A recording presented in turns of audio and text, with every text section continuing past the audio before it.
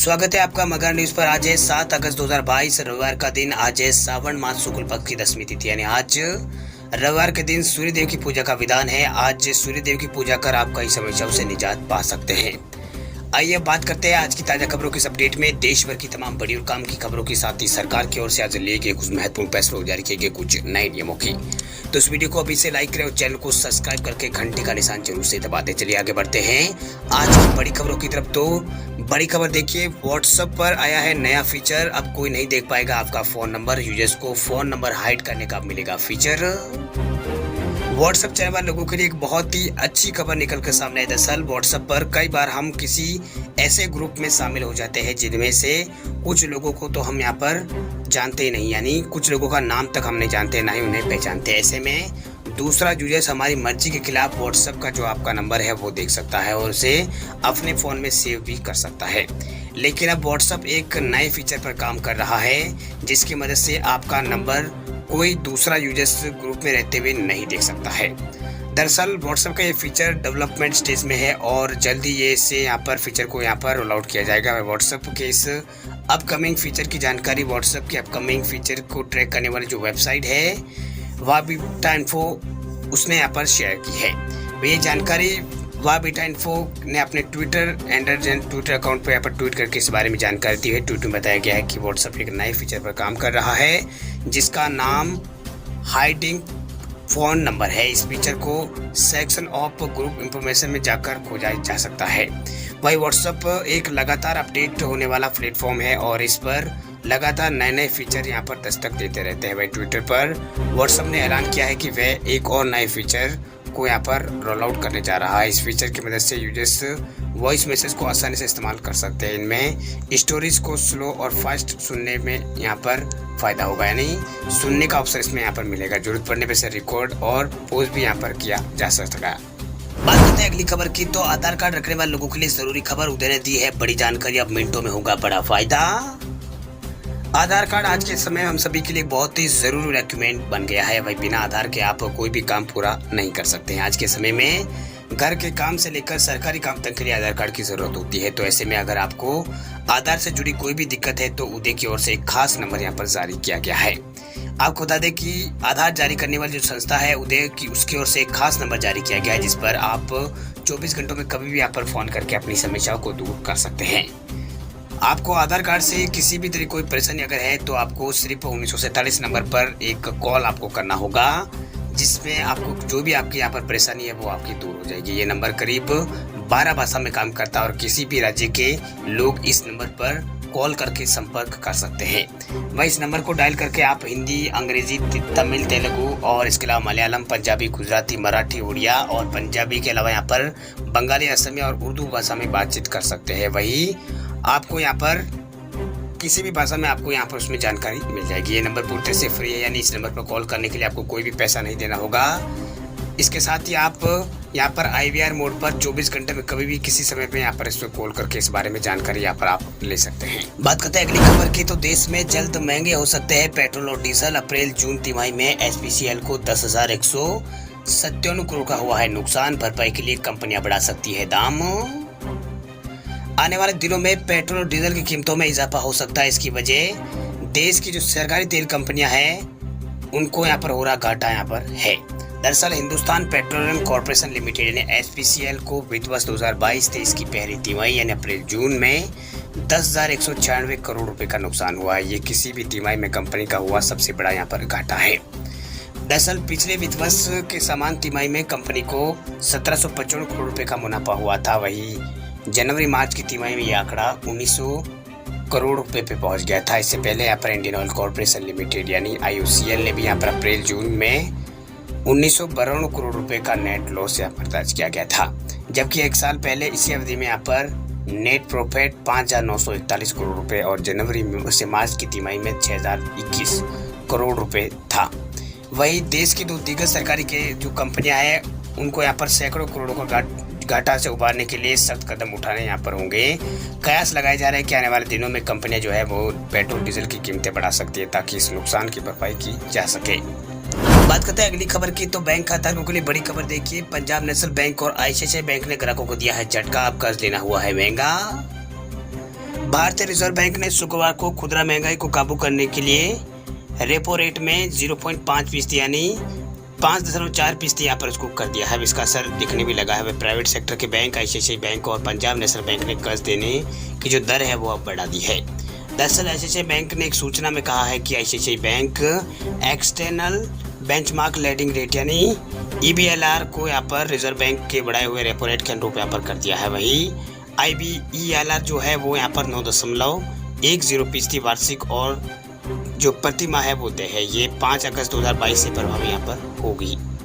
वही सार्वजनिक क्षेत्र के बैंक पंजाब नेशनल बैंक ने भी यहाँ पर दरों में वृद्धि की जानकारी देते हुए कहा है कि आरबीआई द्वारा रेपो रेट में बढ़ोतरी के बाद RLLR को भी यहाँ पर बैंक ने 7.40% से बढ़ाकर 7.79% यहाँ पर कर दिया है, जो कि 8 अगस्त 2022 से प्रभावी होगी। यानी बैंक की ओर से ये बढ़ोतरी यहाँ पर कर दी गई है।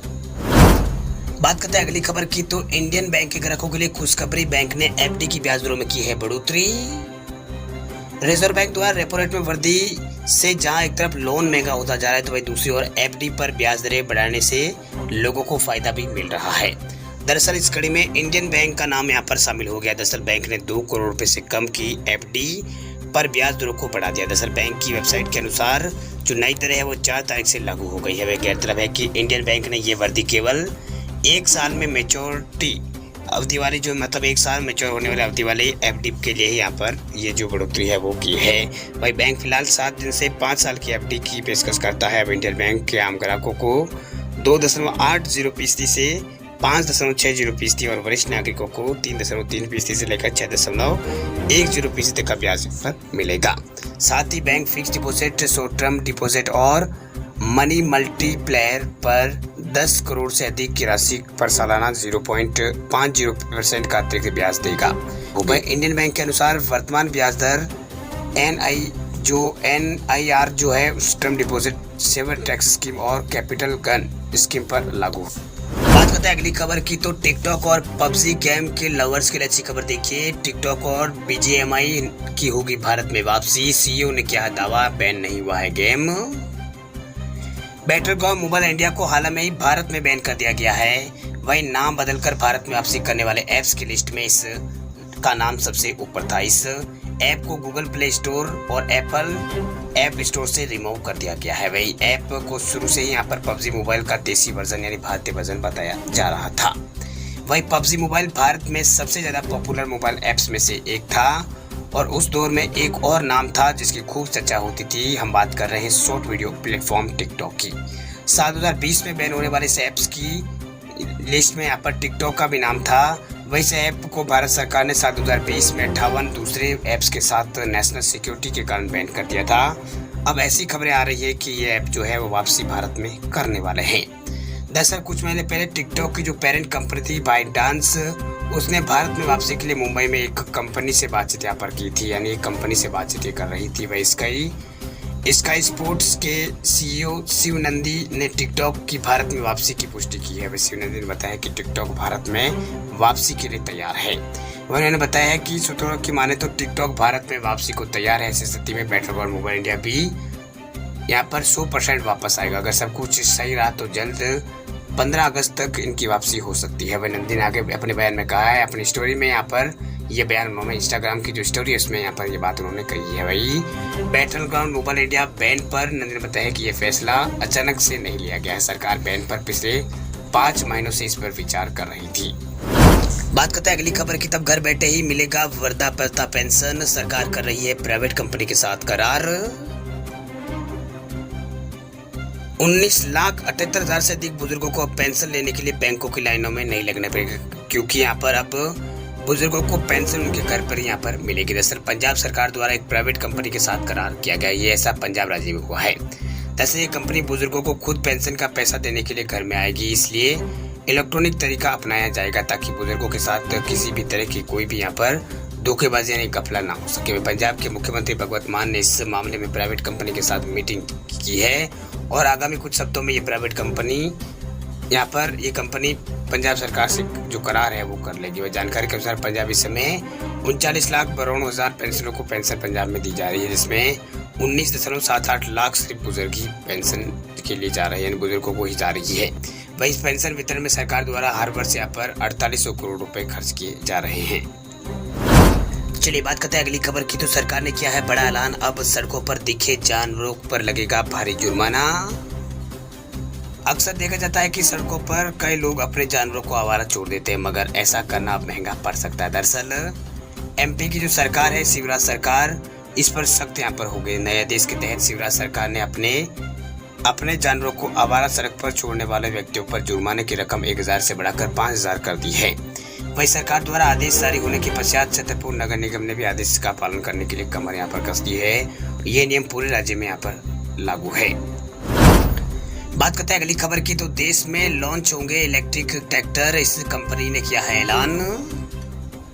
पेट्रोल डीजल लगातार महंगे हो रहे हैं, इसी को देखते हुए कई यहाँ पर इलेक्ट्रिक वाहन है वो भारत में अब यहाँ पर लोग यहाँ पर इलेक्ट्रिक वाहन लेना पसंद कर रहे हैं। पेट्रोल डीजल का लगातार हो रही कमी को देखते हुए अब वाहन कंपनी अपने आप को इलेक्ट्रिक मोड में स्विच करने में जुटी है। इसके दौरान यहाँ पर ओमेगा सेक मोबिलिटी यानी OSM कंपनी ने भी अपने अगले 5 सालों यानी अगले सालों में यहाँ पर 10,000 से ज़्यादा इलेक्ट्रिक वाहन उतारने की यहाँ पर बात कही है। इलेक्ट्रिक वाहन उतारने की बात यहाँ पर ऐलान किया है।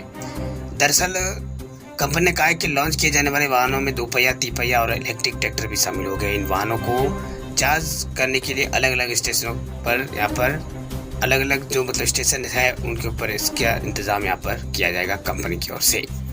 दरअसल भारत में पहली बार लॉन्च होने वाले इलेक्ट्रिक ट्रैक्टरों के बारे में OSM कंपनी के चेयरमैन ने विस्तार से बातचीत करते हुए उन्होंने बताया कि कंपनी दक्षिण कोरिया और थाईलैंड में अपने रिसर्च और डेवलपमेंट सेंटर बना रखे हैं। उन सेंटर्स में इलेक्ट्रिक ट्रैक्टरों की जो टेस्टिंग है वो चल रही है। जैसे ये ट्रायल पूरा हो जाएगा, भारत में इन दोनों ट्रैक्टरों को लॉन्च यहाँ पर ये कंपनी है वो कर देगी। बात करते हैं अगली खबर की। तो राज्य में किसानों के लिए खुशखबरी, अब सिंचाई के लिए 60 की जगह 75 रुपए की होगी सब्सिडी। बिहार में कम बारिश के कारण इस बार किसानों को काफी नुकसान का सामना करना पड़ रहा है। आलम यह है कि मानसून के सीजन में किसान सिंचाई करने के लिए मजबूर है। वही किसान सिंचाई करके अपने खेत की यहाँ पर फसल को लगा रहे हैं। वही किसान सिंचाई को अपने जो फसल है वो लगाने के लिए मजबूर है। वही किसान सिंचाई कर अपना जो फसल है वो लगा रहे हैं। वह सिंचाई करने के लिए किसानों को डीजल पर खर्च यहाँ पर बढ़ गया है। इसी को देखते हुए नीतीश कुमार कैबिनेट ने राहत देते हुए डीजल पर सब्सिडी को बढ़ा दिया। दरअसल राज्य सरकार ने किसानों को धान समेत खरीफ की फसलों की सिंचाई के लिए मिलने वाले डीजल के अनुदान को बढ़ाकर यहाँ पर 700 रुपये प्रति एकड़ से 750 रुपये एकड़ कर दिया है। वही डीजल पर अनुदान बढ़ने से किसानों को काफ़ी यहाँ पर फायदा होगा, यानी यहाँ पर किसानों को काफ़ी यहाँ पर फायदा होगा। ऐसे में खरीफ की सीजन यहाँ पर अभी चल रही है, इसमें यहाँ पर बारिश राज्य में नहीं हो रही, इस कारण यहाँ पर किसानों को ये काम यहाँ पर करना पड़ रहा है। बात करते हैं अगली खबर की। तो राशन कार्ड जारी करने के लिए अब नई हुई है सुविधा शुरू, अब ऐसा करने होगा आवेदन। राशन कार्ड वाले लोगों के लिए बड़ी खबर। दरअसल केंद्र सरकार ने 11 राज्यों और केंद्र शासित प्रदेशों के लिए राशन कार्ड जारी करने के लिए एक साझा पंजीकरण सुविधा की शुरुआत कर दी। दरअसल इस रजिस्ट्रेशन के बगैर निराश्रित प्रवासियों और अन्य पात्र लाभार्थियों को राशन कार्ड के लिए आवेदन करने में आसानी होगी। दरअसल बात यूँ है कि इस बारे में खाद्य सचिव सुधांशु पांडे का कहना है कि सामान्य पंजीकरण सुविधा का उद्देश्य राज्य और केंद्र शासित प्रदेशों में पात्र जो लाभार्थी है उनकी पहचान करना है, जिससे राशन कार्ड जारी करने में मदद यहाँ पर की जा सके। वही खाद्य सचिव ने जानकारी दी है कि पिछले 7 से 8 सालों में अनुमानित 18 से 19 करोड़ लाभार्थी जुड़े हैं। लगभग 4.5 करोड़ से ज़्यादा राशन कार्ड वितरण यहाँ पर विभिन्न कारणों से रद्द भी यहाँ पर किए गए हैं। वह राज्य और केंद्र शासित प्रदेशों द्वारा पात्र लाभार्थियों को नियमित आधार पर नए कार्ड भी जारी किए जाते हैं।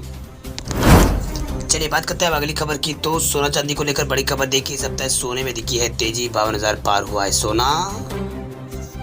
इस हफ्ते सोने की कीमतों में शानदार तेजी देखने को मिली। दरअसल Indian Boolean and jewellers association यानी IBGA की वेबसाइट के अनुसार सराफा बाजार में इस हफ्ते यहाँ पर सोना जो है वो यहाँ पर बढ़ा है, यानी सोने के दामों में बढ़ोतरी हुई, यानी सोना यहाँ पर 614 रुपये की तेजी इसमें यहाँ पर आई है। इस हफ्ते की शुरुआत यानी 1 अगस्त से सोना जो है वो 51,000 रुपये पे था, 51,405 रुपये पे था। अब ये 52,019 रुपये पार पहुँच चुका है, यानी 52,019 रुपये पार पहुँच चुका है।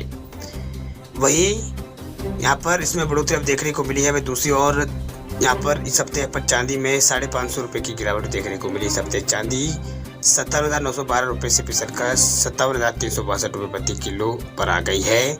वही हफ्ते गुरुवार को यहाँ पर चांदी 58,000 पार निकल गई थी। वही एक्सपर्ट्स का कहना है कि अभी सोने पर भले ही यहाँ पर दबाव हो, लेकिन ये धीरे धीरे खत्म हो रहा है, जैसे कि महंगाई और मंदी है उसका जोखिम थोड़ा कम होगा। वही सोना एक बार फिर महंगा होने लगेगा। वही केडीए एडवाइजरी के निदेशक अजय केडिया के अनुसार इस साल के आखिर तक सोना 54,000 रुपये प्रति 10 ग्राम तक जा सकता है। जानकारों का कहना है कि अगर आप सोना खरीदने के बारे में सोच रहे हैं तो थोड़ा इंतजार आपको करना ठीक रहेगा। वही मुनाफा वसूली के बाद इसकी कीमतों में गिरावट देखने को मिलेगी। तब घरेलू बाजार में इसका भाव 51,300 से लेकर 51,500 रुपये के बीच में यहाँ पर रह सकता है। यानी इसमें गिरावट का जो है वो यहाँ पर सिलसिला अभी आने वाला है। वही IIFL जो सिक्योरिटी उसके वाइस प्रेसिडेंट ने भी बताया है कि कुल मिलाकर सोने का जो आउटलुक है वो अच्छा दिख रहा है, लेकिन डॉलर इंडेक्स में 105 के लेवल पर ऊपर जाने से मुनाफा वसूली का असर देखा जा रहा है। इसके बाद इसमें थोड़ी गिरावट दिख सकती है और फिर इसमें यहाँ पर तेजी का नया दौर शुरू हो सकता है।